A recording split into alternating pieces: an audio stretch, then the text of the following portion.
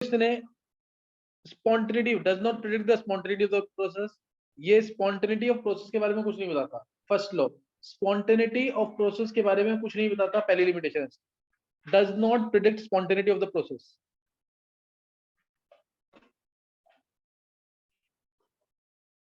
पहला पॉइंट। और दूसरा है does not predict the direction of energy flow, does not predict the direction of energy flow.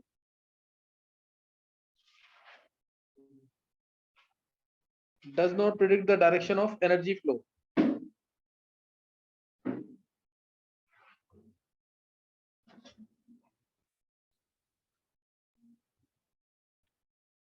Does not predict the direction of energy flow. जैसे energy जो है यानी heat जो है वो हॉट बॉडी से कोल्ड बॉडी में जाएगी या कोल्ड बॉडी से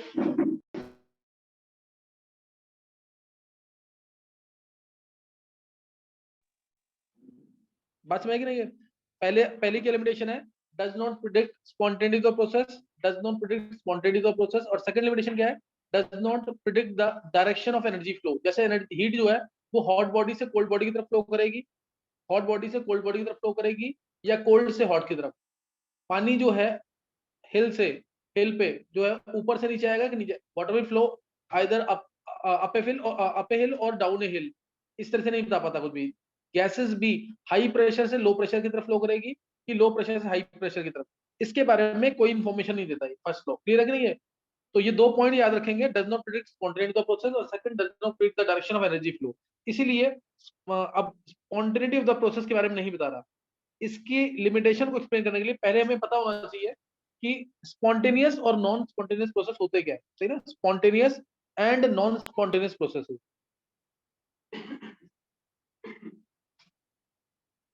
spontaneous and non spontaneous processes क्या है, सही ना? Spontaneous and non spontaneous process, इसके बारे में सबको पता होना चाहिए। स्पॉन्टेनियस प्रोसेस, ध्यान सुनेगा बिल्कुल और दिमाग में बैठ जाए, इस तरह से करना है और याद होना चाहिए, सही ना? यहां से जाने से पहले याद होना चाहिए सबको। तो spontaneous and non spontaneous processes. Spontaneous process क्या होता है? स्पॉन्टेनियस ऐसा प्रोसेस जो अपने आप हो जाए, ऐसा प्रोसेस जो अपने आप हो जाए, या फिर जिसको हम इनिशिएट करें और फिर वो हो जाए, जिसको हम इनिशिएट करें और फिर वो हो जाए, वो क्या है? Spontaneous process. ऐसा प्रोसेस जो अपने आप हो जाए, process which occur by itself और by initiation, process which occurs by itself और बाय इनिशिएशन। एग्जांपल नोट करेंगे, इसकी समझ आ जाएगा उससे। जैसे flowing of water down a hill, flowing of water down a hill, क्या बोला मैंने? Flowing of water down a hill, ये स्पॉन्टेनियस प्रोसेस है। या फिर flow of heat from hot body to cold body,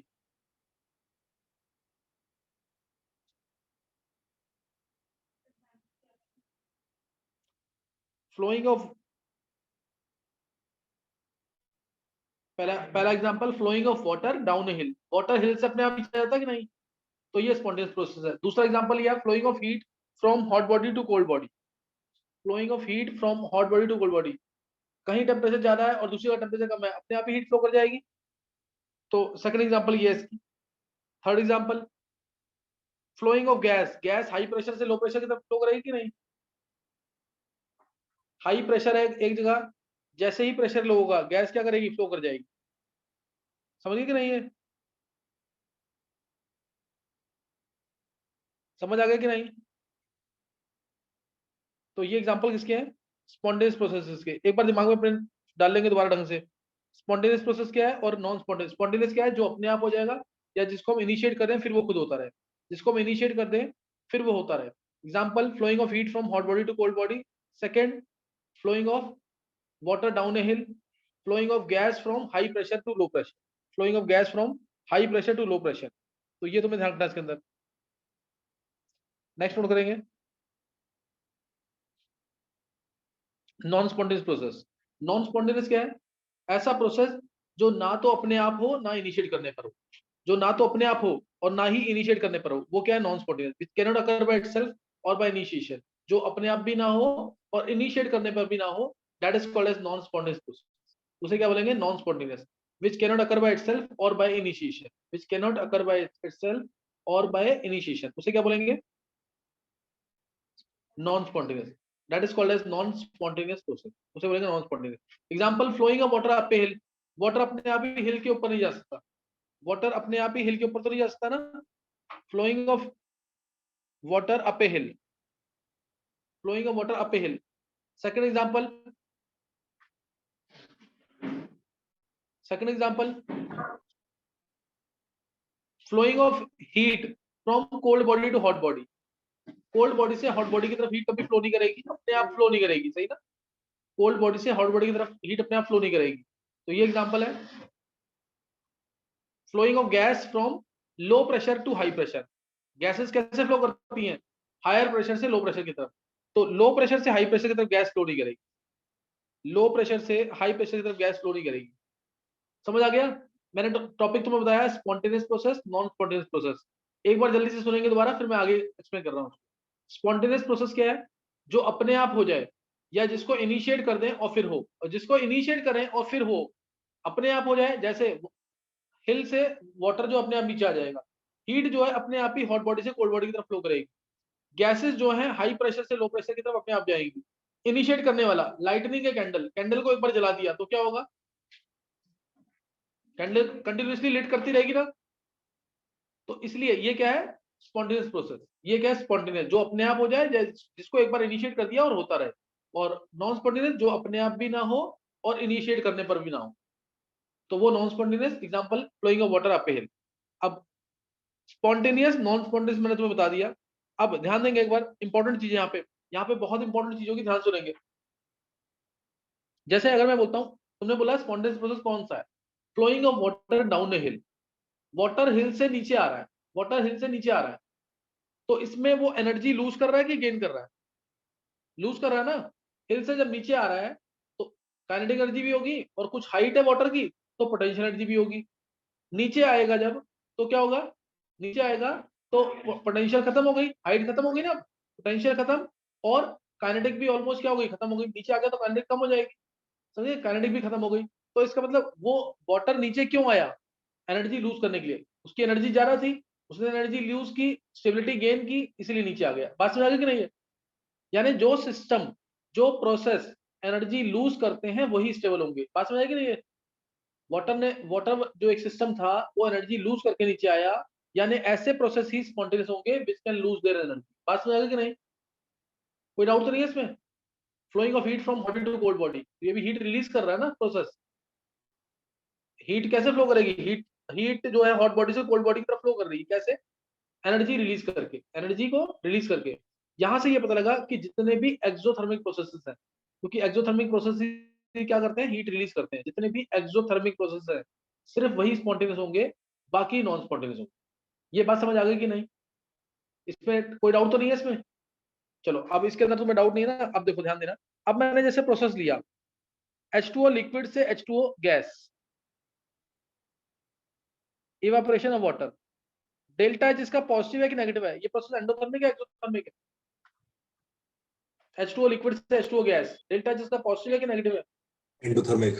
endothermic. ये प्रोसेस तो सबको पता है एंडोथर्मिक है। वाटर का इवेपोरेशन जो होता है वो हीट को एब्जॉर्ब करके होता है, हीट को एब्जॉर्ब करके होता है सराउंडिंग से, हीट एब्जॉर्ब करेगा और प्रोसेस हो जाएगा।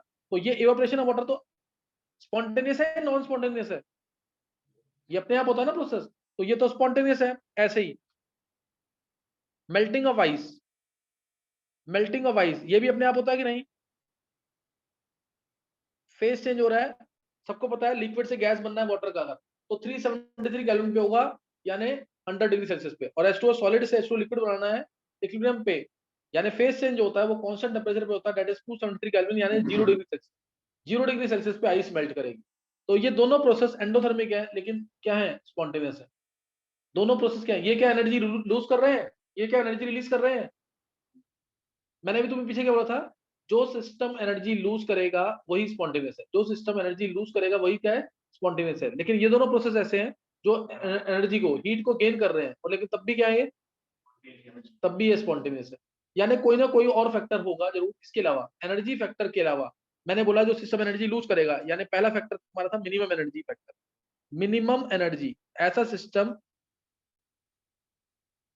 फर्स्ट फैक्टर जो एनर्जी को रिलीज करेगा वही स्पॉन्टेनियस होना चाहिए। पहला फैक्टर समझ आ गया आपको कि नहीं? This is the driving force for a reaction to be spontaneous, ये ड्राइविंग फोर्स है। लेकिन इसके अलावा भी बहुत सारे फैक्टर्स हैं, इसके अलावा भी फैक्टर्स हैं जो स्पॉन्टेनिटी को बताएगा। एक तो बताया मिनिमम एनर्जी, ये समझ आ गया सबको पॉइंट की नहीं? यानी ऐसी रिएक्शन जो एक्सोथर्मिक है वही स्पॉन्टेनियस होंगी, ऐसे प्रोसेस जो एक्सोथर्मिक है वही स्पॉन्टेनियस होंगे। लेकिन अभी मैंने जो ऊपर एग्जांपल दिया है उसके उनके बारे में सबको पता है कि दोनों के दोनों प्रोसेस क्या है, स्पॉन्टेनियस। इवेपोरेशन ऑफ वाटर अपने आप होता है, मेल्टिंग ऑफ आइस, आइस भी अपने आप मेल्ट करती है, लेकिन दोनों के दोनों प्रोसेस क्या है, एक्सोथर्मिक एंडोथर्मिक। दोनों के दोनों प्रोसेस क्या है, एंडोथर्मिक है, लेकिन तब भी हो रहे हैं। इसका मतलब क्या है, कोई और फैक्टर भी होगा एनर्जी फैक्टर के अलावा। इसका मतलब एनर्जी फैक्टर के अलावा कोई और फैक्टर भी होगा which is responsible for the overall spontaneity of the process. ये बात समझ आ गई कि नहीं? अच्छा, अब इस रिएक्शन को, अब ध्यान रखिए ये रिएक्शन क्यों हो रही है,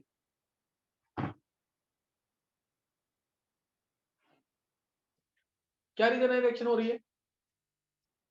कोई भी तुम बता सकता क्या? हाँ, एंट्रोपी फैक्टर। ध्यान देना, इसमें वाटर यहाँ पे लिक्विड फॉर्म में, यहाँ वाटर किस फॉर्म में, लिक्विड फॉर्म, और इधर वाटर किस फॉर्म में, गैस फॉर्म। गैस में रेंडमनेस ज्यादा होगी कि लिक्विड में? गैस में रेंडमनेस ज्यादा होगी ना, गैस के मॉलिक्यूल दूर दूर है, तो इसमें रेंडमनेस ज्यादा होगी, इसमें डिसऑर्डर ज्यादा होगा। इसमें डिसऑर्डर क्या होगा, ज्यादा होगा। तो ये एंट्रोपी मेरे को डिटेल में लेना है अभी, यहाँ पे मैं एक हिंट दे रहा हूँ। यहाँ पे ये रिएक्शन जो फॉरवर्ड डायरेक्शन में गई है ना, ये एंट्रोपी की वजह से गई है, because gas is more random, gas molecules they are more disordered as compared to liquid molecules, liquid water molecules. Gas is more random than liquid.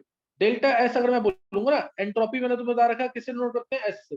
यहाँ पे चेंज इन एंट्रोपी क्या है, रिएक्टेंट्स की एंट्रोपी ज्यादा थी कि प्रोडक्ट्स की, movement कहाँ ज्यादा थी, प्रोडक्ट्स की। तो यानी डेल्टा एस क्या होगा, पॉजिटिव की नेगेटिव, पॉजिटिव। ये बात समझ आ गई कि नहीं? डेल्टा एस क्या होगा, पॉजिटिव। क्लियर, डेल्टा एस क्या हो जाएगा यहाँ पे, पॉजिटिव। कोई डाउट तो नहीं है इसमें? तो ये रिएक्शन जो है ये एंथैल्पी ड्रिवन रिएक्शन है कि एंट्रोपी ड्रिवन रिएक्शन? इस रिएक्शन को कौन फॉरवर्ड डायरेक्शन में ड्राइव कर रहा है, एंथैल्पी की एंट्रोपी? एंट्रोपी। एंट्रोपी। तो हाँ, स्कूल लेवल पे क्वेश्चन आ सकता है, give 2 examples of entropy driven reaction. कोई भी एंडोथर्मिक रिएक्शन जो स्पॉन्टेनियस है वो एंट्रोपी ड्रिवन रिएक्शन। समझ गए कि नहीं? कोई ये एंट्रोपी ड्रिवन रिएक्शन है because entropy is driving the reaction in the forward direction. Entropy is driving the reaction in the forward direction, whether it is evaporation of water, whether it is evaporation of water or melting of ice. Both processes are spontaneous because gaseous water or liquid water is more random. Gaseous water is more random as compared to liquid water. Liquid water is more random as compared to solid water.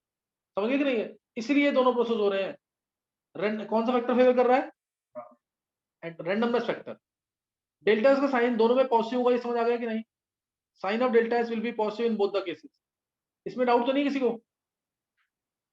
Delta S का sign positive होगा दोनों reactions के लिए। चलो, अब second factor कौन सा आया इसका मतलब, सेकंड मिनिमम एनर्जी के अलावा entropy. Maximum randomness. Maximum randomness, energy होनी चाहिए मिनिमम, इसको मैं एक वर्ड में लिख रहा हूं, डेल्टा एच होना चाहिए नेगेटिव, और रैंडमनेस ये क्या होनी चाहिए, मैक्सिमम रैंडमनेस। रैंडमनेस क्या होनी चाहिए, ज्यादा, मैक्सिमम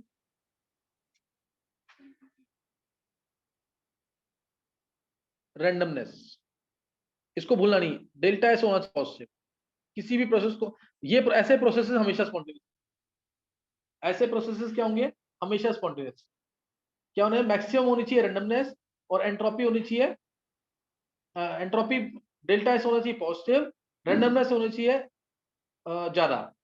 तो प्रोसेस क्या होगा, spontaneous. Delta H negative, delta S positive, ये दो कंडीशन भूलना मत। कोई भी रिएक्शन हमेशा स्पॉन्टेनियस होगी, कोई भी प्रोसेस हमेशा स्पॉन्टेनियस होगा अगर ये दोनों कंडीशन ट्रू है। यानी रिएक्शन होनी चाहिए एक्सोथर्मिक, और गैस के मॉलिक्यूल्स होने चाहिए ज्यादा, गैस के मॉलिक्यूल्स होने चाहिए ज्यादा। समझ आ गया कि नहीं है? तो इसको अब ध्यान देना, ये ओवरऑल ड्राइविंग फोर्स जो है D is equal to E plus R. D यहाँ पे ओवरऑल ड्राइविंग फोर्स है, D यहाँ पे ओवरऑल ड्राइविंग फोर्स है, and is equal to E plus R. D क्या यहाँ पे, overall driving force, D is equal to E plus R लिख देना। D क्या है, driving force, which is responsible for the overall spontaneity of the process, which is responsible for overall spontaneity of the process, D is equal to E plus R. E यहाँ पे energy factor है, R यहाँ पे randomness factor, E यहाँ energy factor है, R यहाँ पे randomness factor. Energy factor होना चाहिए, एनर्जी फैक्टर बोला ना यहाँ पे, इसको अगर याद रख सकते हो तो याद कर लो, इससे H से, डेल्टा H से, और रैंडमनेस फैक्टर को किससे, S से, इसको याद कर लो T डेल्टा S से और नेगेटिव। और दोनों के बारे में ओवरऑल कौन बताएगा, डेल्टा जी। ये टर्म्स बताई हुई ना, डेल्टा जी के यहाँ पे gives free energy change, delta H के यहाँ पे डेल्टा एच एंथैल्पी चेंज, और T delta S T temperature, delta S entropy change. और ये इक्वेशन कब वैलिड है, टेम्परेचर प्रेशर कंडीशन क्या होनी चाहिए, टेम्परेचर क्या होना चाहिए, कांस्टेंट, टेम्परेचर कांस्टेंट होना चाहिए, और एंथैल्पी दे रखी है यहाँ पे, तो प्रेशर भी कांस्टेंट। ये आइसोबैरिक और आइसोथर्मल कंडीशन में भी valid. Delta G is equal to delta H minus T delta S, delta G is equal to delta H minus T delta S. ये इक्वेशन कब वैलिड है, ये कब वैलिड है, only at constant temperature and pressure, only at constant temperature and constant pressure, this is valid.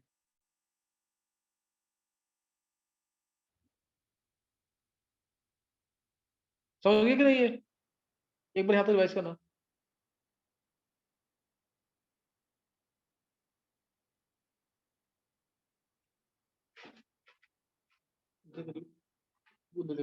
Remote से वो kindly पे कर दे, है क्या, एक मिनट, ये ले,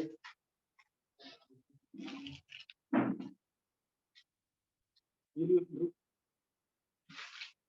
तुम्हें रिव्यू।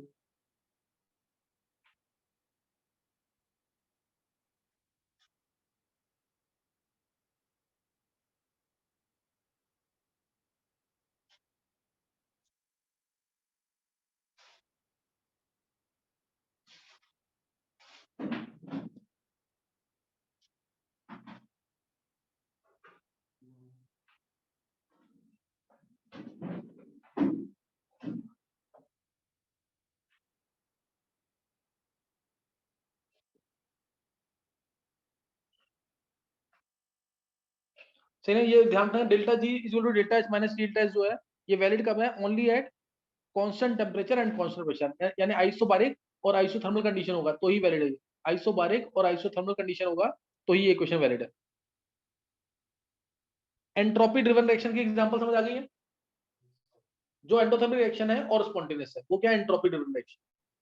अब ये कंडीशन भूलना नहीं, कोई भी प्रोसेस होने के लिए डेल्टा एच क्या होना चाहिए, अगर प्रोसेस 100% पॉसिबल है फॉरवर्ड डायरेक्शन में, तो डेल्टा एच क्या होना चाहिए, नेगेटिव, और टी डेल्टा एच क्या होना चाहिए, पॉजिटिव। इसको भूलना नहीं है, डेल्टा एच नेगेटिव होना चाहिए, टी डेल्टा एच पॉजिटिव होना चाहिए। अब नेक्स्ट एग्जांपल, जैसे इसमें क्वेश्चंस जो पेपर स्कूल में आते हैं, जो बिल्कुल सिंपल लेवल के क्वेश्चंस हैं, ये सबको आने चाहिए। जैसे मैंने बोला, why decomposition of limestone takes place, question है why decomposition of limestone takes place. Limestone का डिकम्पोजिशन हो जाता है, क्यों, हल्का सा गर्म करेंगे उसके प्रोसेस अपने आप हो जाता है, ऐसा क्यों है, क्या रीजन होगा, बिकॉज सर इसमें एंट्रोपी बढ़ गई है, CO2 गैस है हाँ, तो। डेल्टा का साइन क्या है, positive. Gaseous CO2 is more random as compare to solid calcium carbonate. समझ आ गया कि नहीं है, gaseous CO2 is more random as compare to solid calcium carbonate. समझ आ गया कि नहीं है, sign of delta is positive, इसीलिए ये एंट्रोपी ड्रिवन रिएक्शन होगी कि नहीं, ये एंट्रोपी ड्रिवन रिएक्शन है कि नहीं, clear, this is entropy driven reaction, ये एंट्रोपी ड्रिवन रिएक्शन है, भूलना नहीं, clear, this is entropy driven reaction. दूसरा सेकंड क्वेश्चन इसी में ही, जैसे मैंने तो बताया, why evaporation of water takes place, why melting of ice takes place, why decomposition of limestone takes place, सबका आंसर क्या है, एंट्रोपी ड्रिवन रिएक्शन है, डेल्टा एस पॉजिटिव, हर रिएक्शन डेल्टा एस क्या है, पॉजिटिव। नेक्स्ट अब इसके लिए बताना है साइन ऑफ डेल्टा एस, जल्दी से बताएंगे थोड़ा सा।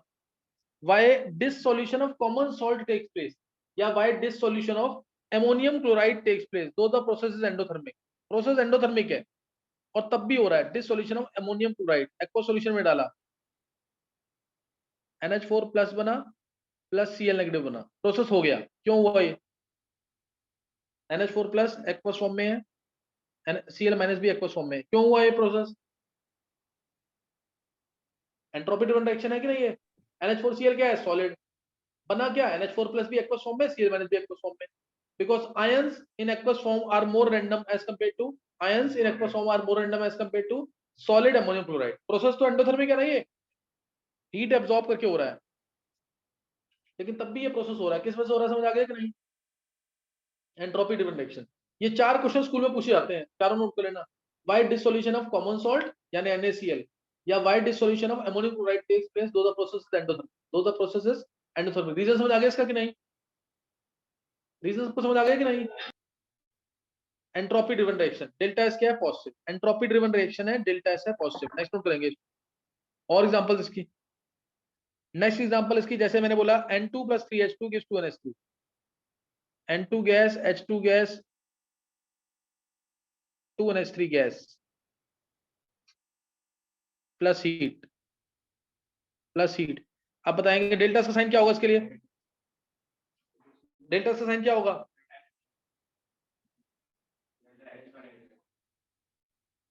यहाँ पे कितने मोल गैस है रिएक्टेंट में? कितने मोल गैस है? 4 मोल गैस है ना, एक N2 और 3H2। कितने मोल गैस है यहाँ पे रिएक्टेंट में? 4। और प्रोडक्ट में कितने हैं? 2। प्रोडक्ट में 2 और रिएक्टेंट है 4। तो डेल्टा का साइन नेगेटिव होगा पॉजिटिव होगा? नेगेटिव होगा ना, गैसेस कम हो रही हैं। नहीं समझ आई बात? डेल्टा एस नेगेटिव है, फिर भी ये प्रोसेस हो रहा है, ध्यान रखना, डेल्टा एस नेगेटिव है फिर भी प्रोसेस हो रहा है ना, तो ये कौन सा ड्रिवन प्रोसेस होगा? एंथैल्पी की एंट्रोपी? ये एंथैल्पी ड्रिवन रिएक्शन है। एक्सोथर्मिक रिएक्शंस है, अगर वो स्पॉन्टेनियस है, अगर वो स्पॉन्टेनियस है तो क्या क्या हो सकता है? एंथैल्पी ड्रिवन रिएक्शन हो सकता है। रैंडमनेस भी फेवर कर जाए, लेकिन इस केस में रैंडमनेस फेवर नहीं कर रहा, क्या फेवर कर रहा है? एंथैल्पी। तो ये एग्जांपल है enthalpy driven reaction. Clear? Enthalpy driven reaction. हाँ, दोनों ही फेवर करते हैं, दोनों। वो डिपेंड करेगा इनके मैग्नीट्यूड पे, डेल्टा जी से निकाल के देखेंगे फिर। सही है? तो ये आ गया यहाँ पे enthalpy driven reaction, entropy driven. Next example लिया मैंने, जैसे मैंने तुमसे पूछा 1 मोल एयर, 1 मोल CO2, 1 मोल हाइड्रोजन, ये 3 दे दिए और बोला कि इसमें सबसे ज्यादा एंट्रोपी किसकी होगी? सबसे ज्यादा एंट्रोपी किसकी होगी? किसका, किसकी एंट्रोपी ज्यादा? 1 मोल एयर की, 1 मोल CO2 की, या 1 मोल H2 की? ध्यान देंगे, इधर आंसर है 1 मोल एयर। रीजन, क्योंकि अब तीनों में मोल्स बराबर है गैस के, तीनों में मोल्स बराबर है ना गैस के, तो इसलिए हम क्या कहेंगे? जिसमें टाइप ऑफ गैसेस ज्यादा हो। एयर में कितना, एयर क्या मिक्सचर ऑफ गैसेस है कि नहीं? एयर क्या, it is a mixture of gases. इसमें CO2 गैस भी है, N2 गैस भी है, O2 गैस भी है, आर्गन गैस भी है, ट्रेसेस में हीलियम वगैरह भी होती है, SO2 गैस भी है। तो इसमें एयर क्या है? It is mixture of gases. Clear? Air is mixture of gases, mixture of gases है, तो इसलिए एंट्रोपी ज्यादा 1 मोल एयर की। और उसके बाद, इसके बाद, उसके बाद आएगा CO2। जो कम्प्लेक्स मॉलिक्यूल्स हैं उनकी एंट्रोपी ज्यादा, नहीं ना? अगर 1 मोल गैस है, 1 मोल गैस है, तो कम्प्लेक्स मॉलिक्यूल्स की एंट्रोपी ज्यादा, अगर कोई पूछता है तो। अदरवाइज तो 1 मोल CO2, 1 मोल H2 की एंट्रोपी लगभग सेम, लेकिन फिर भी पूछेंगे तो बोलेंगे कम्प्लेक्स मॉलिक्यूल्स की एंट्रोपी ज्यादा। जैसे मैंने बोला 1 मोल C3H8, 1 mole C2H6, 1 mole CH4, 1 mole C4H8। Order of entropy क्या होगा? H10। ऑर्डर ऑफ एंट्रोपी क्या होगा इसमें? हाँ, सब 4 1 मैं 2 मार्क कर 3 रहा हूँ। 1 2 3 4 क्या आंसर होगा? 4 1 2 3 आ रहा है ना, लेकिन आंसर है इसका 1 2 3 4, फोर्थ लीस्ट है। ब्यूटेन तो नहीं नहीं नहीं, ब्यूटेन लिक्विड है, चेक करो ब्यूटेन क्या है यहाँ पे। ब्यूटेन तो लिक्विड होता है ना, इसलिए आंसर क्या आएगा? पहले कम्प्लेक्स मॉलिक्यूल कौन सा है तो C4H10, लेकिन ये तो लिक्विड फॉर्म में है, तो इसकी एंट्रोपी तो वैसे कम हो जाएगी। अगर सभी गैसेस हैं तो क्या देखेंगे? कम्प्लेक्स मॉलिक्यूल तो एंट्रोपी ज्यादा, कम्प्लेक्स मॉलिक्यूल तो एंट्रोपी ज्यादा। समझ गए कि नहीं है? नेक्स्ट, हार्डनेस बढ़ेगी, हार्डनेस बढ़ेगी तो भी एंट्रोपी क्या हो जाएगी? कम हो जाएगी, ज्यादा हो जाएगी? कम हो जाएगी। हार्डनेस बढ़ेगी, जैसे मैंने बोला डायमंड है, ग्रेफाइट है, आयरन है, एल्यूमिनियम है, सोडियम है, इनको अरेंज करना है एंट्रोपी में। Diamond, graphite, iron, aluminium, sodium, इनको एंट्रोपी में अरेंज करना है। Diamond, graphite, iron, aluminium, sodium, entropy में अरेंज करना है। क्या आंसर आएगा सबसे ज्यादा?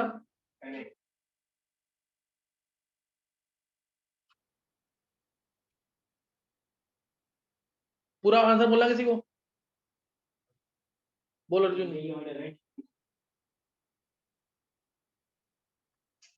सबसे ज्यादा डिक्रीजिंग में सबसे ज्यादा डायमंड की एंट्रोपी।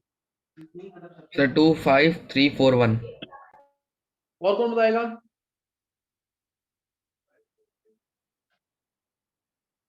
बोल हेमांग। सर एक बार क्वेश्चन रिपीट कर दो प्लीज। इनको एंट्रोपी में अरेंज करना है पांचों। किसकी एंट्रोपी किसमें रैंडम में सबसे ज्यादा होगी? हेमांग बोल आंसर। सोडियम, फिर ग्रेफाइट, एल्यूमिनियम, आयरन और डायमंड। आप सुन लेंगे एक बार। ग्रेफाइट जो हम बोलते हैं ना, मैंने इसलिए दिया क्वेश्चन ये। ग्रेफाइट जो हम बोलते हैं सॉफ्ट है। लेड वाली पेंसिल जो होती है ग्रेफाइट होता है उसके अंदर, पता नहीं? लेड वाली पेंसिल में लेड नहीं होता, क्या होता है? ग्रेफाइट। लेड पेंसिल्स में ग्रेफाइट होता है। हम बोलते हैं graphite is soft as compare to diamond, in comparison to diamond बोलते हैं ना ये। लेकिन इतना भी सॉफ्ट ये इन कंपैरिजन टू डायमंड क्या है? Soft, but it is even harder as compare to iron. Graphite जो है आयरन से भी ज्यादा हार्ड है, ये ध्यान रखना चीज का। तो इसलिए आंसर जो है वो यही है जो मैंने लिखा हुआ है। सोडियम तो पता है ना, sodium and potassium they are so soft that can be cut even with an knife. उनके मेटालिक बॉन्ड्स बहुत वीक होते हैं। फिर एल्यूमिनियम आएगा, फिर आयरन, ग्रेफाइट, देन डायमंड। समझ गए कि नहीं? ये हिमांग कुछ पूछना है क्या? सर ये ग्रेफाइट आयरन से हाँ समझ सर। नहीं आया, क्योंकि लेड की पेंसिल तो टूट जाती है ना। अरे आयरन तो आयरन प्योर आयरन जो होता है वो बहुत सॉफ्ट होता है। आयरन में कार्बन मिक्स होता है इसलिए वो हार्ड होता है, ध्यान रखना जिसका। प्योर आयरन जो है वो बहुत सॉफ्ट होता है। आयरन में क्या मिक्स होता है? कार्बन, और कार्बन सबको पता है, कार्बन यानी ग्रेफाइट या डायमंड। तो ये तो बहुत ही हार्ड बना देता है इसको। तो ये ध्यान रखना, इसको हम चेक करते हैं मेटेलिक बॉन्ड्स के थ्रू। क्लियर? या तो स्ट्रक्चर के थ्रू या मेटेलिक बॉन्ड्स के थ्रू। आयरन, एल्यूमिनियम और सोडियम में हम चेक करेंगे किसके थ्रू? मेटेलिक। सही ना, इसको चेक करेंगे मेटेलिक बॉन्ड्स के थ्रू, क्योंकि मेटेलिक बॉन्ड्स है इनके अंदर। ये क्लियर हो गया था कि नहीं? और इसके अलावा क्वेश्चन भी ट्राई कर लेंगे।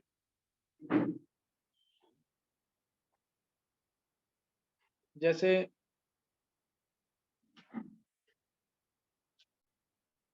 इसका इसका बताना है सोच के। H2+I2 gives 2HI।